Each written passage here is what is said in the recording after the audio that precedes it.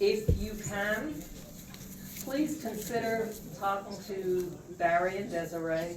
Please consider donating what you can, because after what they have been put through, they need to rebuild their lives. It was stolen from them, and we as conservatives need to help them get back on their feet. Thank you.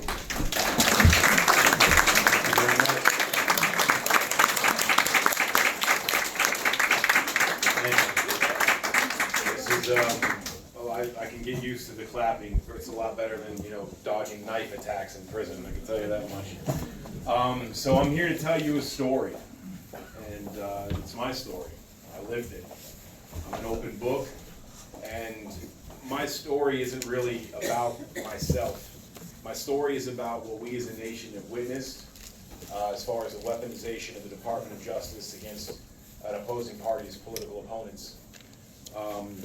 Every story has a beginning, and every story has an end. And my story is still being written. Even at this very moment that I stand before you, my story has not ended yet. But a story nonetheless. And the title of my story is, How Do You Make a Domestic Terrorist?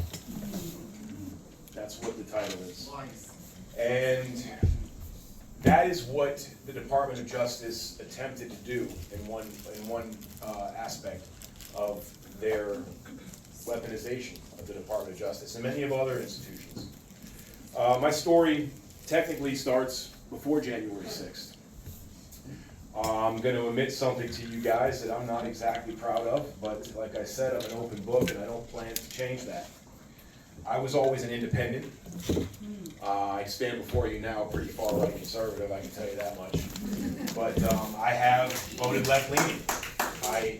I thought that I saw the world through a lens of CNN and MSNBC propaganda without even noticing that I was viewing the world like that. You can't really tell a fish that it lives in a fishbowl, right? You try having that conversation. That's just its world. It's in it. It's all that it sees. And the media does a very fine job with convincing us, we the people, that what there is to see with our eyes is all there is to see.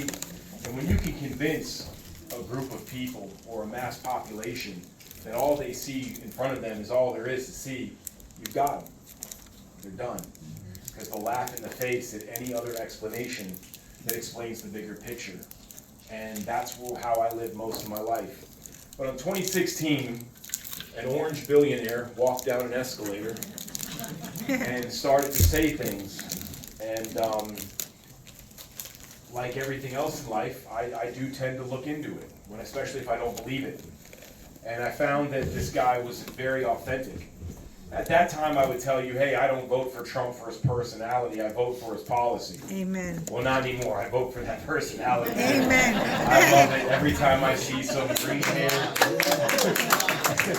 green-haired, 17 lip rings, 47 cats at home with one litter box they keep next to the clean dishes on TikTok screaming bloody murder that the orange man made them upset. I wake up and I come alive inside. So I vote for his personality as well these days. But at that time, I started to listen to what he was saying about the deep state. And I mean, my generation, when we were younger, we called it the Illuminati, and there was all this big conspiracy thing. Well, I think a wise person once said the difference between a conservative conspiracy and a real conspiracy is probably about 6 months. Because I'm going to need more conspiracies because all my old ones came true. And the more Trump would say things, the more I'd look into them. And I started going through this real political shift during the, as we call them in my group of friends, the fentanyl Floyd riots. And I started paying attention. I was addicted. I was addicted to my police scanner and looking at the news and these buildings burning down and hearing what the police were dealing with on the front line. I'd stay up all night listening to the police scanner, watching our cities burn to the ground. American flags being torched and celebrated by Antifa, by radical left-wing individuals. And then I started to learn about historically communism, how it comes to power, how that when they tried to infiltrate America, really, it started in the 30s, but in the 50s they really ramped it up. And what they found is they couldn't get the American people to rise up against their bosses and their employers like they've done in so many communist color revolutions beforehand, because of two factors, just two. America's foundation of the nuclear family and America's in-ground religion, Judeo-Christian values. These two things were stopping a complete takeover of our institutions back in the 50s. Amen. Then I heard something really interesting one day. I was watching, I believe it was the Communist News Network, CNN, and That's right. I heard one of the founding members of BLM. I think BLM stands for Buying Large Mansions. I'm not sure exactly what Yeah, their exactly. acronym is, but Buying Large Mansions, Patrice Cullors. Exactly. She said that she's a trained Marxist and that she is for destroying the nuclear family. And then it hit me. Oh, this isn't some grassroots organization that believes that Black Lives Matter.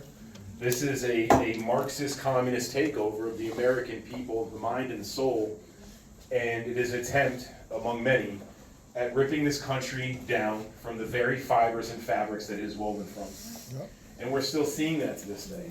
Yep.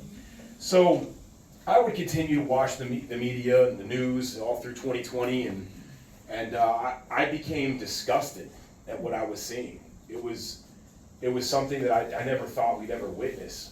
And seeing the media propel and propagate mostly peaceful protests with buildings burning in the background, it just became more and more insane. And I would see conservative pundits such as Ben Shapiro and many others go to attempt to speak, to just exercise their First Amendment right, no different than what I'm doing right now.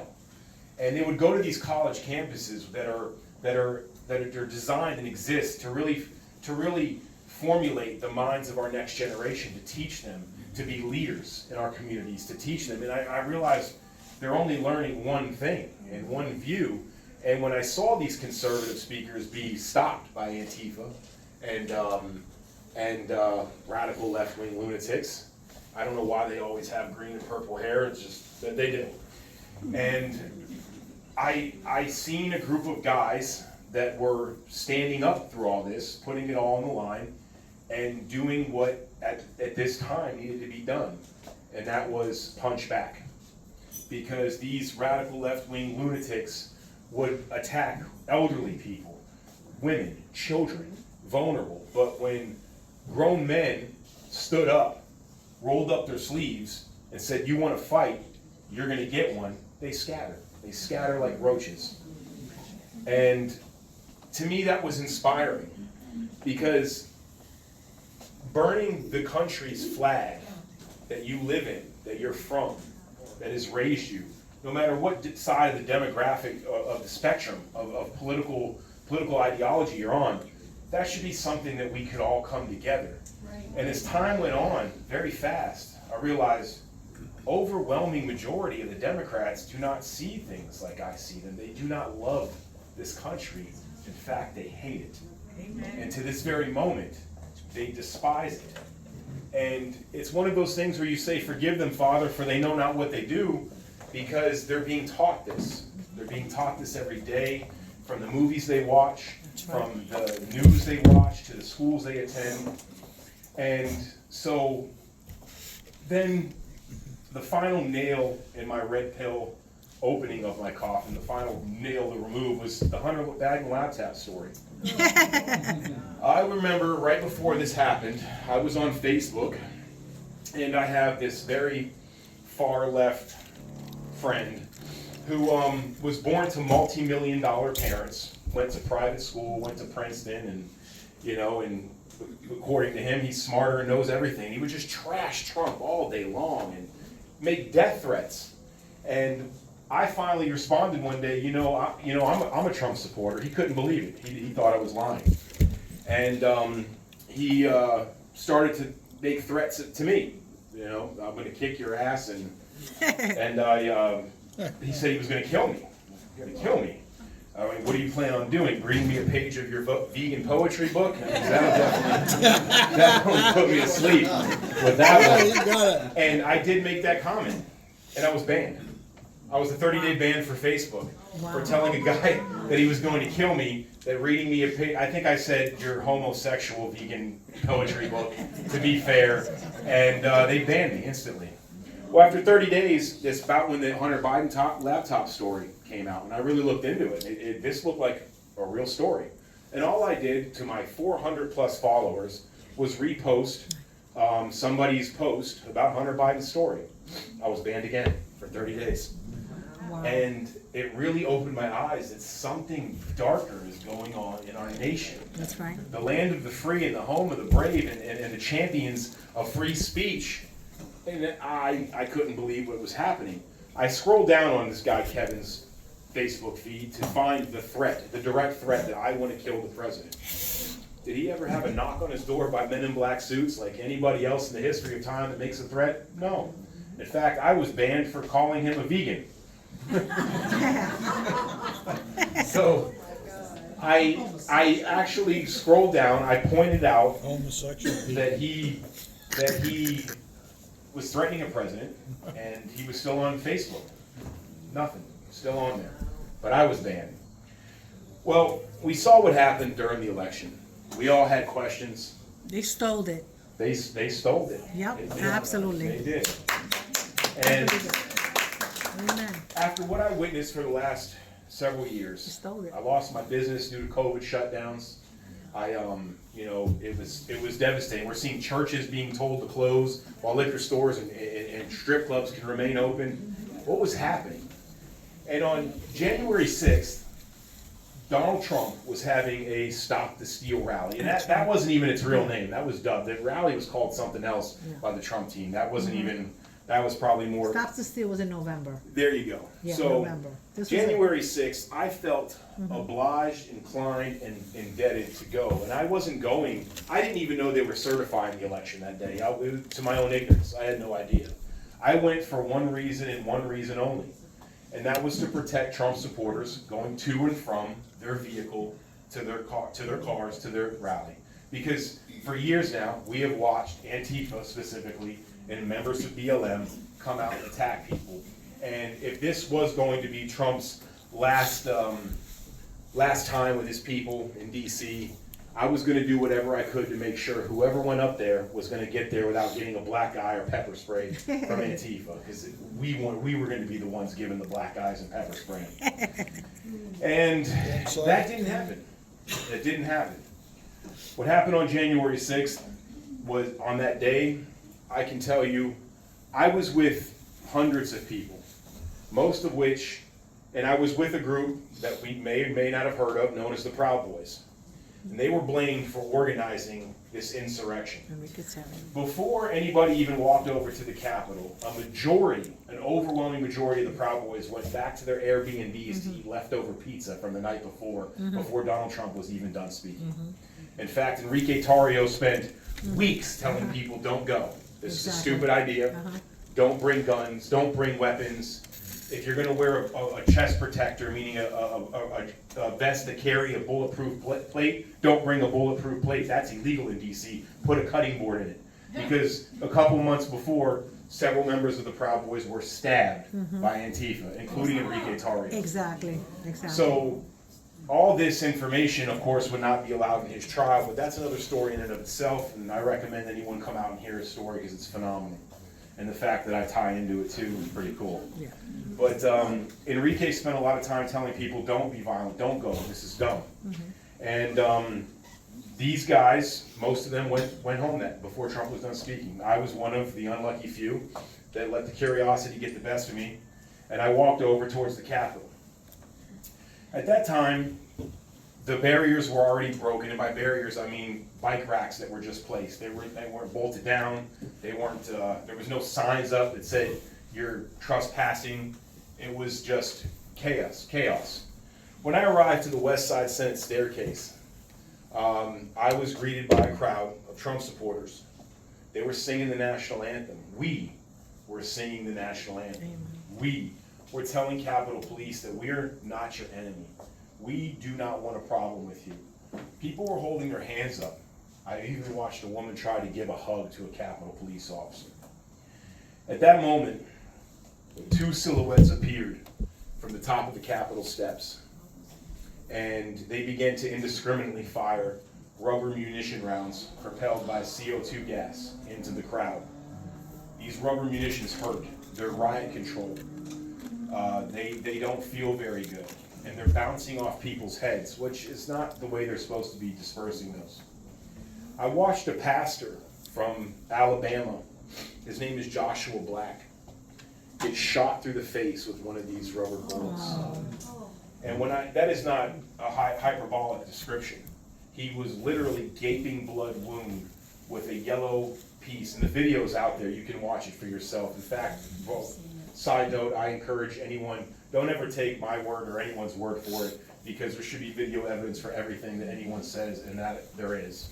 So do your own research, don't listen to anything, make up your own mind. So here's Joshua Black, bleeding profusely, and for a couple seconds, because you couldn't really tell what the officers at the top were holding, they just looked like firearms, I thought they could possibly be shooting live rounds at us. A lot of people thought that. Joshua Black's injury was so significant, and the amount of blood that was on the floor was that of a gunshot wound. At this time, an elderly woman saw this situation and just wanted to get away. She didn't want to be there. I couldn't blame her. I watched her get shoved to the ground by Capitol Police officers. The barrage of weapons that they threw at us, non-lethal, tear gas, concussion grenades, beating us with nightsticks, eventually there's a breaking point for any human. And when you're talking about a bunch of men and women that love this country, that love this Constitution, Amen. that love our founding fathers, that love the opportunity that this land provides for everyone, pardon my French, but you're fucking with the wrong group. And they found out real quick, because after being violently abused by these officers, people fought back. And I was one of them.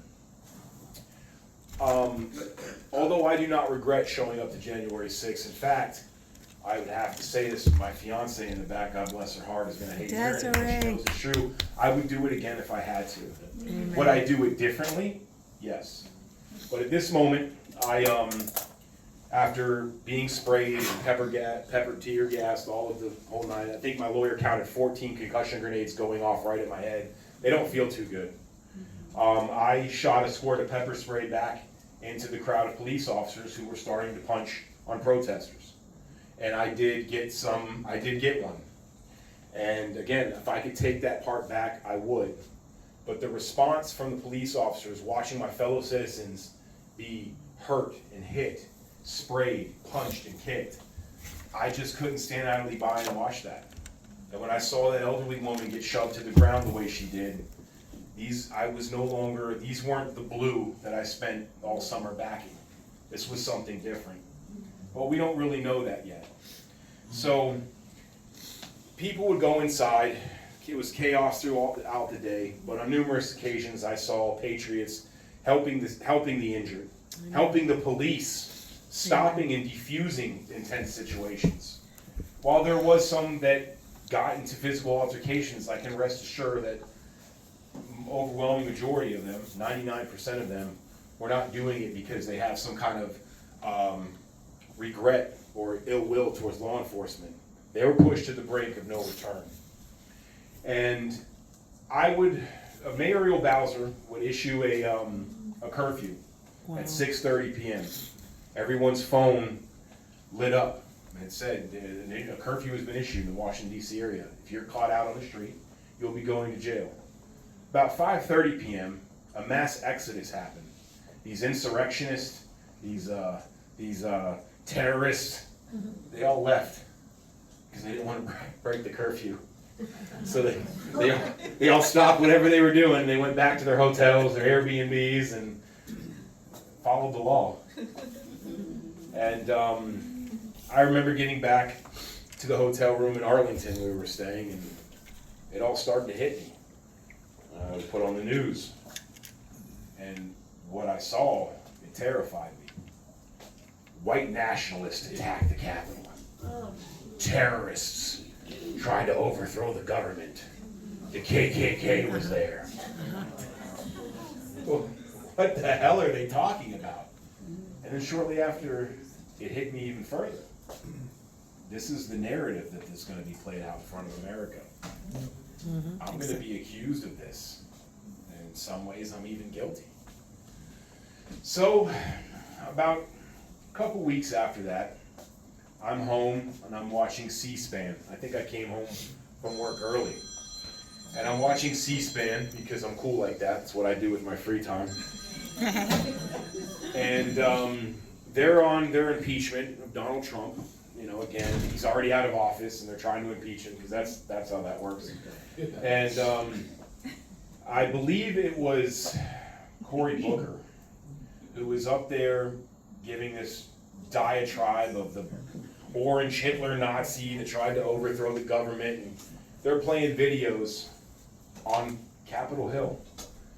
And she pauses the video on Capitol Hill right on my unmasked face, where it sits for 20 minutes while she goes on this long speech of Donald Trump's Hitler and this is all white supremacy, and I knew I was going to prison.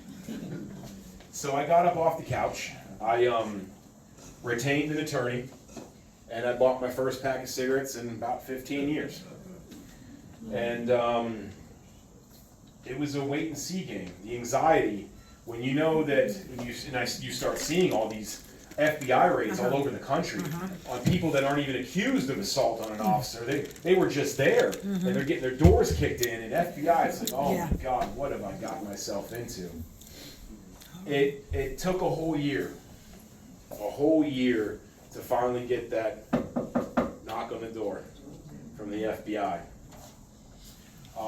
I was at work, and my fiance answered the door, and I'll tell you right now, you really get to know what your loved ones are really about when you go through a situation like this. You find out who your friends are real quick.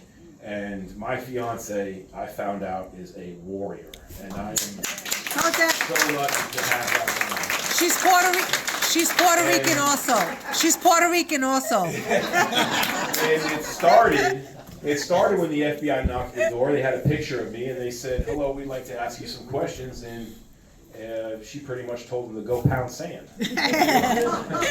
And so they left her with a business card. She's Puerto Rican. And she took it to my attorney that I had retained for a whole year now. I've been living in the same home, going to the same job, just waiting for the FBI to come do what we know they're going to do. It's a terrifying experience just waiting for something like this. Of course. I would sleep in the other room because I was petrified that they could kick in the door, and because of my presence, I could get her or my little 8-pound Chihuahua Martini shot by the FBI. Yeah. So I would sleep in a different room so I could just yell out, "Hey, I'm here, come here, don't go in that room," you know? And it really put a strain on both of us. You know, I started drinking a lot to try to numb the anxiety and the pain, and I was very distant, not just from our relationship, but my own reality. I mean, you think every blue jay in the tree has a camera and a missile on it. It's ridiculous. And so she came to my job, and she said that day that we always knew was going to come is here. So there wasn't much for me to do. My lawyer reached out to the special agent in charge and said, "Listen, I'm his representation. If you want to talk to him or we need to turn him in, you just call me and it'll be done like that." So by their own bylaws and their own protocol and the law, once the FBI reach out to you and know you have an attorney, they're not legally allowed to reach out to you anymore. They call your attorney. There's no more conversation to be had. You issue an arrest warrant, you call the attorney, you pick him in. If not, you go get him. That's their own bylaws. Well, we saw that they don't really care much about their bylaws. Exactly. Especially if you love Donald Trump. It's, you're a domestic terrorist. But I don't know that yet. And they are not a very good organization, the FBI, and that's sad. because we need them. What they're supposed to be doing is essential for society. But what we saw, and will continue to see, unless something's done about it, is atrocious. So they tell my lawyer they're about a month from needing to sit down and talk to me. Okay, so I go to work, I do my job, I come home. Well, one day I get a phone call at my job, which never happens. I have a cell phone, people call me on my cell phone. And the parts manager, I was an aircraft mechanic at the time, came out and said, hey, you have a call on line 1. They say their name is Ryan so-and-so, and they're a close family friend of yours. I don't know Ryan so-and-so. So I went to line 1 and nobody was there. That's strange. Being somebody that goes to flag waving events to provide security, you always know you're gonna get doxxed. It's gonna happen. The Antifa's gonna sit there, all 700 pounds of them is gonna film you and get your license plate number, and they're going to put your information on the internet because they're too spineless to do anything to you, so they're hoping that someone else does it. And that's really what it's all about. So I thought, hey, well, it's my time. I know that I go to these events, and I proudly and unapologetically provide security for MAGA supporters, and I'm getting doxxed. So we have a subscription to something called Truth Finder. Truth Finder is a paid subscription where you can put somebody's phone number and you can find out information on them, public information. It's not illegal. So I look up this number, and it comes back to Orion so-and-so, the same name that he said he was a close family friend of mine. I get his address, a vehicle VIN number, and I text it to Ryan so-and-so. Say, hey Ryan, you know who I am, I know who you are. Let's not play this game, just make this go away. That was the FBI agent. So now they're charging me and indicting me on a separate charge of obstruction of justice. Oh my God. Threatening an FBI agent. Oh my God. So my lawyer calls me into his office and says, hey, you need to come in here. I go in there, he goes, did you threaten the FBI agent? What are you talking about? He's like, he said you called him, you gave his vehicle VIN number, and it's like, oh shit. Well, about 2 days after that, my lawyer called him and tried to explain what's going on. About 2 days after that, it's 5:30 in the morning, and I'm walking to my car, going to work. And I see a minivan, like a soccer mom van, pristine, brand new, with really dark tints, darkest tints I've ever seen in my life. There you go. And I say, that van doesn't look right. No. And it was at that moment I seen one of these canisters that I got familiar with on January 6th roll out on the ground and come by my feet. I said, well, that looks like a flashbang. Boom! It's a flashbang. Before I look up, there's about 15 agents, fully automatic M16s. I have green dots all over my face and my chest. And I'm being screamed at to put my hands in the air and drop everything now. There's FBI. There was even a guy sitting in the tree. Like, what are you doing, dude? What are you doing in the tree? And it's like he was LARPing in Call of Duty Game World somewhere. But so they put their guns on me, and I'm a legally licensed concealed weapons permit. I live in the free state of Florida, like all you fine people, and I carry my firearm with me. And he tells me, one of the agents yells out to pull up my shirt, and I've got my gun on me. So I'm like, oh fuck, I'm gonna get shot. And I pull my shirt up, and he tells me that if you reach for your firearm, his exact words is, I'm gonna effing murder you. Wow. I yell back that I would never reach for my gun. An agent comes up with his gun pointed at me, retrieves my firearm, they throw the cuffs on, and the situation does start to calm down at that moment. I would be placed in handcuffs and taken to Broward County Jail. I have no criminal record. I have a good job. I have a good family. I think I'm going to get bail. We're watching all over the country people carjacked with a knife and a gun. They're out on the street the next day. So surely I'm going to get bail. Oh no. Not only am I not going to get bail because I threatened an FBI agent, they're going to extradite me to Washington, D.C. The gulag. And now it's when the reality sets in and I'm terrified. I get on the phone through the jail and I tell my fiance, go be free. Go live your life. Because I'm going to prison. And she told me to pound sand. Go Desiree! Woo! She actually went and got a tattoo that I have on my back and got a matching tattoo to show me she wasn't going anywhere. Go Desiree. And she never did. And just hear me out real quick, gentlemen. If you really want to know how faithful your girl is, try going to prison. I know. Hear me out. Hear me out for a second. You're going to find out real quick how faithful she is or is not. And I got to find out. But so I would be put on something called diesel therapy, and this is again not exclusive to me. This happened to a lot of us. The BOP, the Bureau of Prisons, who I'll refer to as the BOP from this point moving forward, has a process called diesel therapy, where they will shackle you and chain you up and put you on 17-plus-hour bus rides all over the country. I went, and here's my story. This is before trial. I was moved 14 times in 16 months, all at the dime of the taxpayer.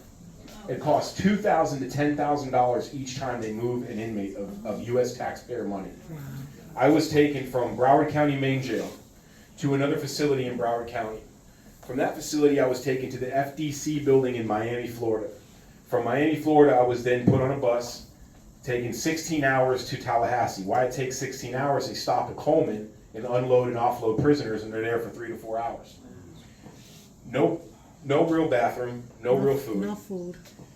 I was taken from there to Tallahassee, where I would sit in Tallahassee for 8 hours. 8 hours, I would get on a bus and go to Atlanta, Georgia. From Atlanta, Georgia, I would get on an airplane and fly all the way to Grady County, Oklahoma, because that's on the way to D.C. And from Grady County, 2 weeks later, I was put back on a plane, flown to Williamsburg, Pennsylvania, where I'd get on a bus and go to Northern Neck Jail in Warsaw, Virginia. Northern Neck was one of the worst places that I've ever experienced. We'll get into that briefly in a second. From Northern Neck, 6 months later, I was taken to Lewisburg, Pennsylvania, a United States penitentiary, where the worst of the worst is housed. It's where they hold all MS-13 gang members at Lewisburg. So here I am at Lewisburg, the big house. From Lewisburg, I go to Alexandria, Virginia, where I would be thrown into solitary confinement 2 months because I refused to take the jab. From Alexandria, I would go back to Lewisburg. From Lewisburg, I would go to Washington, D.C. From Washington, D.C., I would then go to Petersburg Medium, back to Atlanta, back to Tallahassee, then my final resting place at FCI Miami. So, back it up a little bit, I'm now at Northern Neck, Virginia. I finally get the opportunity to be around more January 6ers, people that I heard of, that I know of, and I was put into this hellhole called Northern Neck Regional Jail. We experienced everything in Northern Neck, from rotting food, mop strings in our food, cockroaches live and dead in our food, black mold all throughout the facility, air conditioning vents covered in black mold. We were getting sick. They wouldn't give us medical care. They refused us ibuprofen.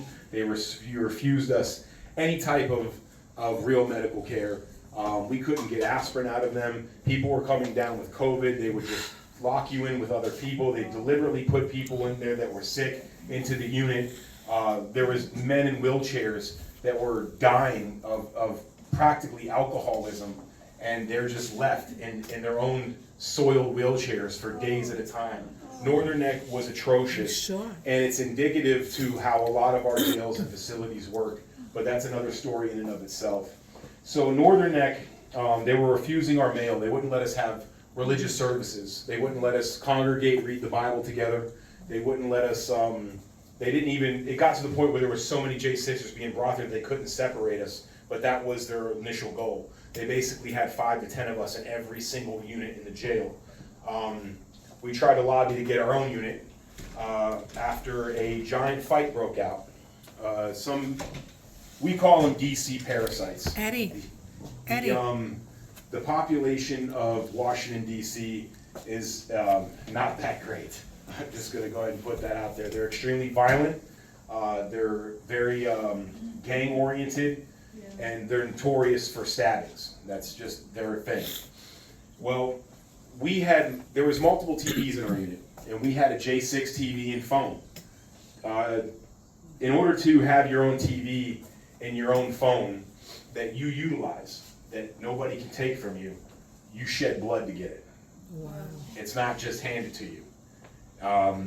So one day, we had a group of about 8 or 9 DC parasites come into our unit and they decided to make a move for our TV. But they crossed the line. They crossed the line when they said that they wanted to watch movies from 8 to 9 p.m. and us watching Tucker Carlson was cutting into that. We took our Tucker Carlson really serious. Amen. That is one thing we were not, they could have taken the phone, but they weren't taking Tucker time. Amen. So one morning we woke up and they had stolen or usurped our remote control. As much as I'd like to live in a world where I do now, where, okay, I'll just go get another one, that's not really an option in jail. And we, the J6ers, this is a culture and a lifestyle that we're not familiar with. We grew up being model citizens, taxpayers, workers, family men, husbands, brothers, sons. We didn't grow up in this culture where you better fight, because if you let them take your TV today, it's going to be everything else you own tomorrow. Exactly. So fortunately, a lot of the guys that I was with, some of them never been in a fight in their life, realized real quick, we have to do something about this, because they're not just taking our TV, they're taking our pride. Amen. They're taking our safety, and fortunately, the most of the prison population was under the impression that we all tried to storm the White House and overthrow the government. So they kind of left us alone in that sense, but these guys didn't care too much. Well, a series of fights broke out where when we tried to take back our remote, they stood up and they tried to stop us, and it was a big, I would say about 15 on 15 brawl in the unit. I was stabbed in the face, in the nose, essentially for Tucker Carlson.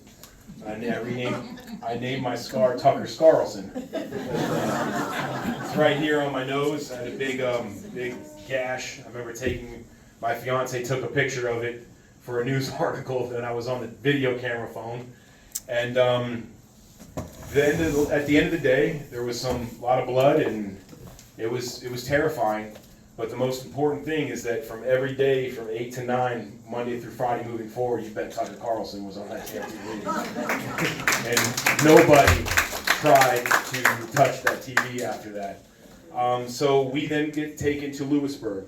It got so bad at Northern Neck for us that the local patriot groups, Northern Neck Patriots from that area, the conservative group, much like you guys, reached out to us and started writing us letters and raising money for our commissary. And we got in touch with the local newspaper there, and we're able to get our stories about what we were going through in the jail. Well, the jail was not having that. They were not happy. People started showing up every Friday and live streaming our phone calls out to the public of what was happening in Northern Neck. And actually, to this day, that local patriot group is still actively trying to shut Northern Neck down right now, like this moment. So good for them. They're great people. So they actually took all the J6ers and like, we gotta get these guys out of here. They shipped us to Lewisburg. Lewisburg is where they get the term the big house. If you ever hear people refer to prison as the big house, Lewisburg was the original one.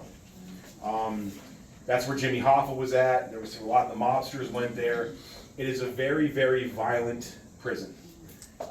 It's so violent that they send MS-13 there, because there's a big issue with them in the prison system where they're fighting the Mexican gangs, and it's very bloody, so they just ship all MS-13 to Lewisburg. So these are the people that we're among. Most of us never in trouble before. We don't have criminal records. We're learning this lifestyle really fast, but it moves a lot faster than you can learn it, I can tell you that much. All we had were each other. Some of us didn't even like one another, but at the end of the day, we could not afford to even appear that there was problems within our own group. We had to stay strong. We had to give each other hugs. We had to pick each other up when we were down, because we're all we had. And we got to really learn a lot of what the military guys, have, this band of brotherhood that was forced upon us. And we all came from different walks of life. But right now, we're all prisoners in the federal prison system. And it can get really dangerous really fast.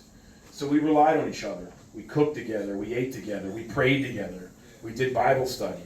In fact, one of the guards told me in his 25 years working at Lewisburg, never did he see a group of guys get together and play charades on a Saturday. But these are the things we did to keep our morale up. I would go to trial. I was charged for shooting a squirt of pepper spray in the direction of a police officer. I was charged with 2 accounts of aggravated battery with a deadly and dangerous weapon causing serious bodily injury and harm on a federal officer, which carries a mandatory minimum of 25 years in prison.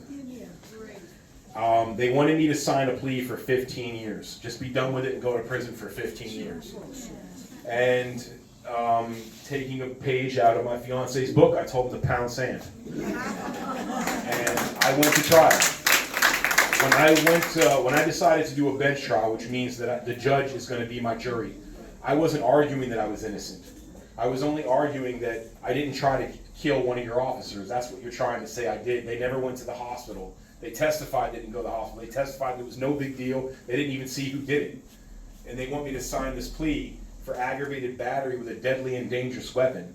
I mean, is pepper spray deadly and dangerous when they use it? Was it deadly and dangerous when they launched the tear gas at us and tear gas cannons and constant bear mace spray in our face? Was it deadly and dangerous then? Why is it deadly and dangerous now? And that was my argument. Fortunately, and I'm one of the few, my lawyer was good at her job. She was incredible. And to give her credit, she was a freaking libtard. But she believed in this thing called the Constitution.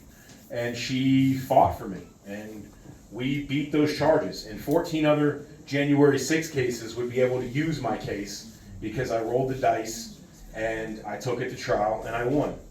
I won the only thing I argued. Pepper spray is not a deadly and dangerous weapon. And I was sentenced. They argued for 9.5 years, my sentencing. And I was sentenced to 5 years. By the time that came around, it was relief. I remember looking back in the stand and seeing my mother cry, and I just wish I could talk to her and tell her don't cry, because we just won. Considering when they're telling you they're going to put you in prison for 25 years, you know, to get 5, it sounds scary, and it was, but it was a breath of fresh air and relief, I can promise you that. It was the first time in my life that I knew what a broken heart felt like. You know, growing up, some of you young, spry guys in here, you guys know what it's like when your first girl breaks up with you. You might be anywhere from 8 years old to 14. It hurts. It sucks. You're in there listening to like boy bands and crying in the shower because she doesn't love you anymore, and listening to some 80s sad songs, and it hurts. Well, that's not a broken heart. But when the U.S. Department of Justice and a prosecutor looks at you in your sentencing, in your trial, and says, that's a domestic terrorist, that was the first time my heart broke. Hearing somebody that represents the country that I love call me a terrorist, that I want to hurt this nation. I've never felt any type of sentiment in my body for hurting this country, only loving it, because it's the greatest country on earth. That's right. And if you want to talk to me about, oh, go travel and see what Sweden looks like and all that Canada looks like, yes, Sweden and Canada suck. Okay? Take your socialist medicine and shove it somewhere. Because we may pay too much for health care, but damn it, this is the greatest country on earth. That's right. And you can never convince me otherwise. So to hear a government call me a domestic terrorist, man, it still hurts to this day, but finally we're getting to tell the story. So to come to a closure, close enough, we've still got a little bit. I go to FCI Miami, down in Miami. The prison population thinks that Miami's called Club Fed. That's where all the whole time, oh, you're going to Miami? Oh, you got lucky, you're gonna do sweet time. I'm excited. I think I'm gonna be with all these white collar crime guys and these, yeah, no, none of that was true. It was overall from other places, it wasn't the most violent, but it was completely controlled by gangs. It was just riddled with drugs, and of course, child molesters. Lots and lots and lots of child molesters, and this is a low. They have four categories of federal prison. You got camp, which is just as it says, a camp. You've got a low, which means you're confined. You got mediums, and you got penitentiaries, which is the worst of the worst. So in Lowe's, they have to put the child molesters there because it's the only way they can keep them safe. If they go to a medium or a pen, they're dead in 24 hours, and honestly, I really don't care. Yeah. But they're protected there. They can say whatever they want to you and do whatever you want, and if you hit them, or you fight them, or you argue, or they have a term in prison called CHOMO, meaning child molester. It's an abbreviation. If you get caught calling them that, you will be sent to solitary confinement. In fact, in Coleman, Central Florida, if you're in the low and you assault a child molester, you will get charged with a hate crime. Yeah. Yeah. And it is really messed up. But that is the reality that we live in. I would learn at FCI Miami that the federal government and Department of Justice has labeled all January 6ers as domestic terrorists within the prison system. Wow. And the counterterrorism unit of the Bureau of Prisons was monitoring everything about me, from my mail to my phone calls to my family. Mm-hmm. The Bureau of Prisons, not the FBI, not the Department of Homeland Security, the Bureau of Prisons, whose jurisdiction ends there, people in custody, that's it, were monitoring my fiance's social media. Yeah. They were watching it. They had a whole dossier built on it. Every post she made on True Social, on X. I got called to the lieutenant's office one day, and I was told that if I do not go back to the inmate phone and call my fiance and have her remove posts that she made that were pro-Trump and anti-Biden, that's it, pro-Trump, anti-Biden. If I didn't make her remove them, they were going to send me to a maximum security prison in Terre Haute, Indiana, called the Communications Monitoring Unit, where they actually hold ISIS, Al-Qaeda, gang leaders, Mexican mafia, cartel leaders. They were going to send me there. They had the paperwork ready to go if I didn't call her and tell her to remove her posts from inside of a federal prison. And that's when it hit me. We are under attack. This is the most egregious, unconstitutional oversight from any prison. And it got to the point where lieutenant and a captain for the prison, who were career officers for the Bureau of Prisons, told me they had never seen anything like this in their life. One of them was very pro-Trump. The other lieutenant didn't like Trump, but did not like what he was seeing that be done to me and all the other ones. So I started to befriend officers. I started to become closer with them when they realized that I wasn't this white nationalist, white supremacist who takes his marching orders from his Puerto Rican general back then. Woo! Go Desiree! Really doing the white supremacy thing wrong. I have to brush up on the rules. But Puerto Rican general. I love it. I love it. That's what my husband says. I'm a Puerto Rican general. yeah, she's so calm and collected and cool, but that's what scares me most. So we were being monitored. Our families were being monitored, and once again, they would confide in me and say that this is against our own bylaws of the Bureau of Prison. My case manager, who I was able to get to, was very pro-MAGA. Wow. Her husband was a retiree from inside the Bureau of Prisons that specifically worked in the designation classification department. So you have favor from the Lord. Yeah, from the Lord. They were looking out for me. From the Lord, yeah. They were looking out for me. They did not like what was happening to me. Amen. That's favor. It was against the prison's own bylaws. What they did for all January 6ers, again, not exclusive to me. The Department of Justice and Joe Biden, through Merrick Garland, forced the hand of the Bureau of Prisons to put something on us called the greatest severity. Wow. All J6ers were labeled with greatest severity in the Bureau of Prisons.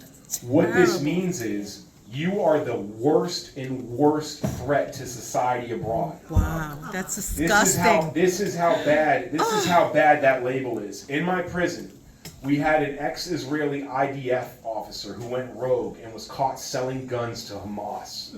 Those guns were used in a massacre where 24 Israeli children were slaughtered by Hamas. Wow. This individual by the name of Jesse did not meet the qualifications for greatest severity. Wow. We had a guy in there that was caught working red-handed. He was from Boston.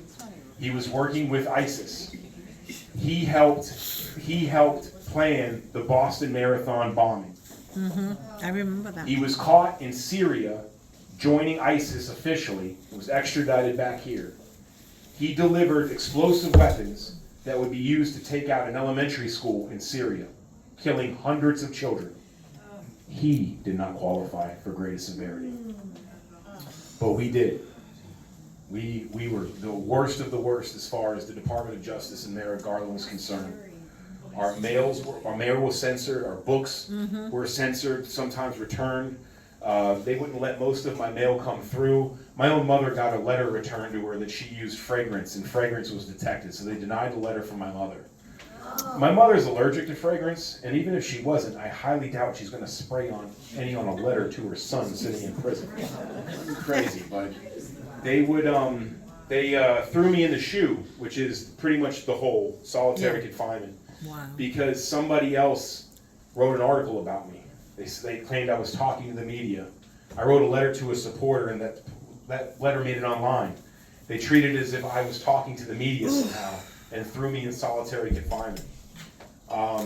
It was constant torture that they inflicted on us, not because of January 6th, not because they believed there was an insurrection about the U.S. government. Trump. They wanted to make sure that anybody that supported a non-deep state rogue president, again, never has the audacity and is too afraid to stand up and put that MAGA hat on ever again. We gotta put that MAGA hat, baby. Put that MAGA hat on. This was never about Trump as an individual. This is about the idea that Trump represents. As you see what Doge is doing, and you see all of these egregious expenditures that our tax dollars are going to. I mean, Iraqi Sesame Street, transgender freaking crap in Sri Lanka. I mean, these things that go, all of these people that are crying about it and complaining about it have their hand in it. They don't want to get their country club destroyed. And here Trump is like Godzilla just walking all over it. Well, you can't get very far in America unless you have supporters. You just won't go anywhere. So, almost like cut the head off the snake, in theory, in politics, especially successful politics, it's a backwards snake. It's a backwards dragon, because the people that support our politicians, we're actually the head of it all, or we're supposed to be. I think a wise quote I heard, I don't know where it came from, but it definitely isn't me, is people should not fear their government. Government should fear their people. That's right. And on January 6th, there was a little moment where they were actually realized what they were scared again. And not because we came inside the Capitol and, planned the only insurrection without a firearm somehow. They were scared that supporters of this person loved this country enough to put their lives on the line. We didn't have guns. They had guns pointed at us. We didn't assault the police officer. We fought back. We didn't kick in doors, and there was a few people that maybe broke windows. Some of them would come out to be Antifa. I have an article out on Gateway Pundit where, while I was in Lewisburg in D.C., we actually found a member of Antifa that was among us. His name was Josiah Kenyon. He was arrested as a J6er. He admitted to the FBI to passing out cigarettes laced with PCP to unknowing Trump supporters in the crowd. Wow. You don't have to take my word for it. His debriefing to the FBI is public. It's now attached to that article. You can read it for yourself. He told the FBI that he was affiliated with Antifa. He went to the Capitol that day to entice Trump supporters into being shot by Capitol Police. He admitted to meeting up with buses full of members from all over the country. They had a plan. I can tell you this right now, none of the J6ers that were Trump supporters, none of the Proud Boys, none of the Oath Keepers knew that anything would be happening at that Capitol that day. That's right. But somehow Antifa did. Exactly. Antifa knew. Before Trump was done speaking, you can see video now of them changing out of Trump's black-clad, their classical black bloc gear, and putting on MAGA hats and Trump shirts. And then walking over to the Capitol. This was bigger than anyone ever imagined. We're still finding out information. Just a few weeks ago, they found a video of a Capitol police officer before anybody had even started walking to the Capitol, let alone on the property. Capitol police officer seen on video taking a loaded magazine out of his pocket and throwing it on the floor. Why would you do that? Why would you do that? And the more and more we go, the more we find out how this was a setup. It was a setup not just to Donald Trump or about Donald Trump, it was a setup for his supporters. It was set up to create a narrative to prevent him from running for office again. I heard somebody else, I don't know where this quote came from, and it's not mine, that a lie will make it around the world twice before the truth gets up and puts its shoes on. Well, we're there. And I just ordered some new shoes.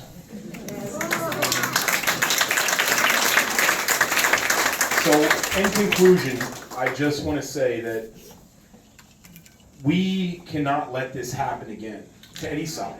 I don't want to see Democrats 20 years from now go through this. This should never happen. Let them bang their pots and blow their whistles and act like jackasses. Just, this shouldn't happen to them. If we, the people, do not show up to the primaries and get involved, Hakeem Jeffries will be the next Speaker of the House in the midterms.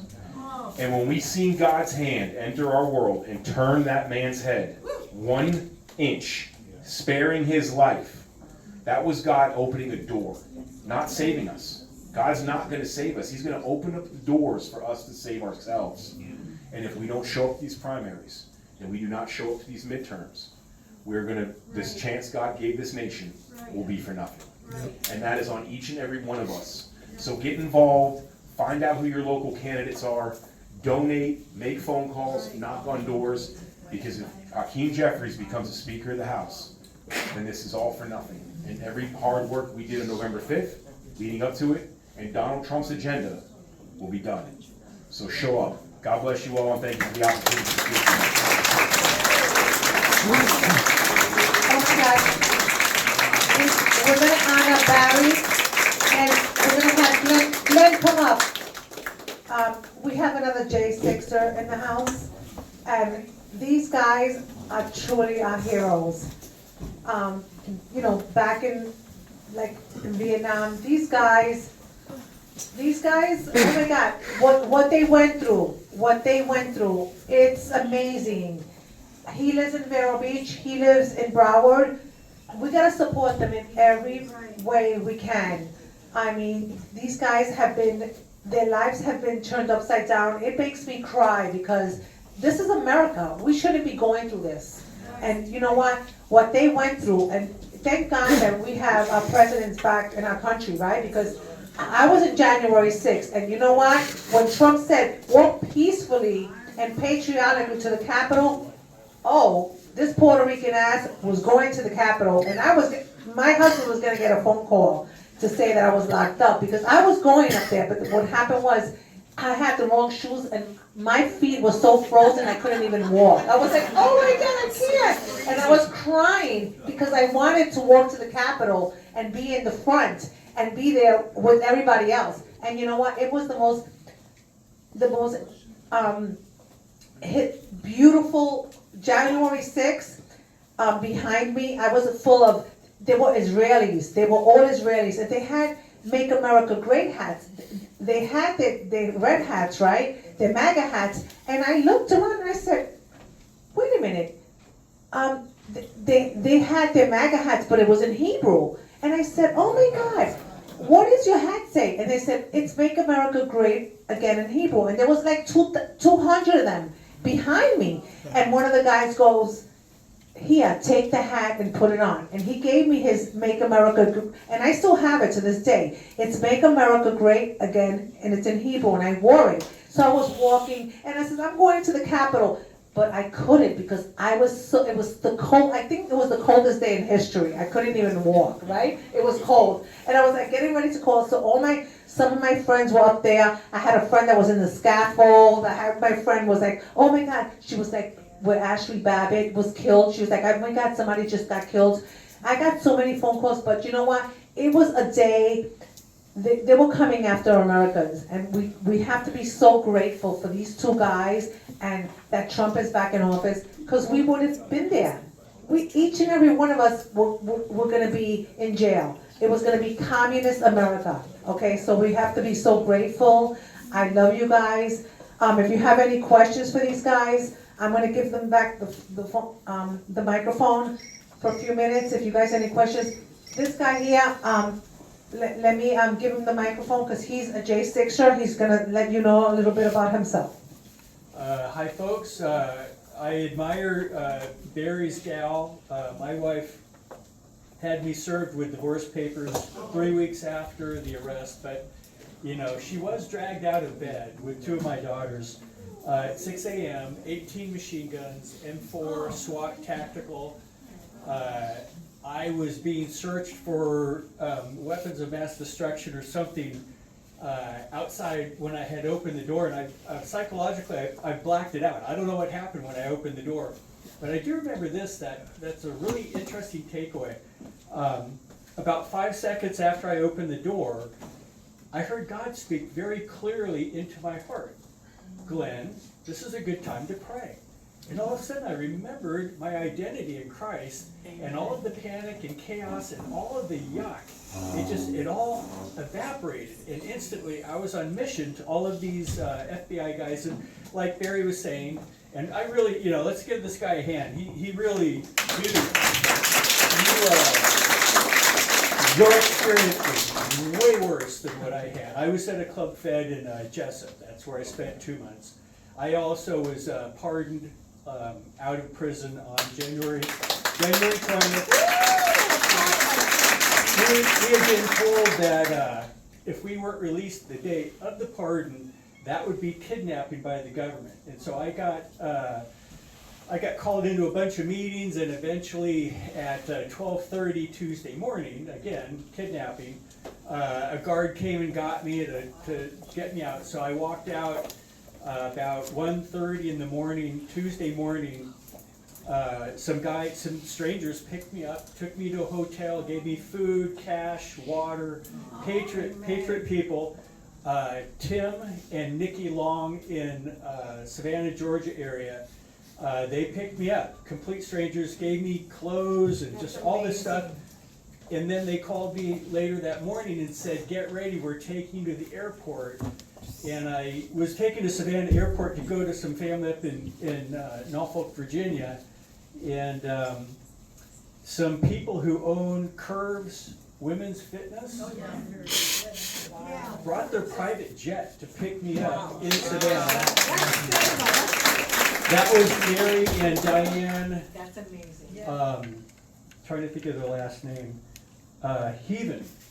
And so they flew me to Savannah. We picked up a couple more J6ers in Raleigh, and they went on to New York later. But anyway, this is really Barry's day, so I don't want to take time. But if anybody has any questions, I'm sure we're open. Yeah, if you guys have any questions, we're gonna take photos. What about Ray Epps? Oh, sorry. Yeah. What about that Ray Epps asshole? What's that? What about Ray Epps? Where's Ray Epps? Well, I really hope with Cash Patel and Dan Bongino, they're gonna blow the lid off that. Ray Epps is not the only one. There was a lot of other people, including people that we think are J6ers, that had previous charges in the federal system and worked and proffered a deal with the FBI to go to January 6th and be provocateurs and help exacerbate the situation. I'm really hoping that Cash Patel is going to expose all that, Ray Epps included. I mean, even the people surrounding him was like, he's a fad, he's a fad. Yeah. They knew damn well that, you know, Right. when he was telling everybody, Right. the Capitol's that way, we're gonna bust through the doors. And People got 7-8 year sentences for doing less than what Ray Epps did. Right. So, Is that why he's on this? yes, I'm trying to make fun of him. Were all of the people, all the J6ers men, or were there some women arrested also? Oh, lots of women. At CPAC, I got to meet one that I'm really fond of. Her name, we call her J6 Jenny. Jenny was a hockey mom, dedicated mother, wife. Her husband was an FBI agent. who turned her into the FBI and divorced her. And while she was doing 6 months in prison, her 17-year-old son passed away. So, yeah, there's a lot of stories like that. There's a lot of courageous women with the title J6 attached to them that were fighters that day, that were by our side, yeah.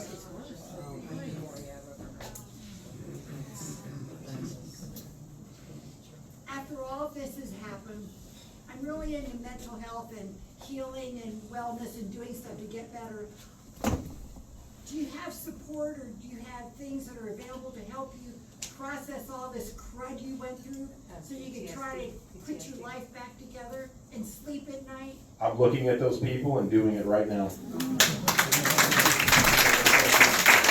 Just before my manager, the general boss, Lieutenant Colonel, wifey over there, we have actual authentic replicated copies of my pardon from Donald Trump. We're signing them back there. If people want to make a donation, that would be great, but it is an official certificate from my pardon from Donald Trump back there, so I can give you guys a piece of history, because we're still writing this book. I just wanted to say that I've noticed PTSD symptoms coming on, and so I've hired a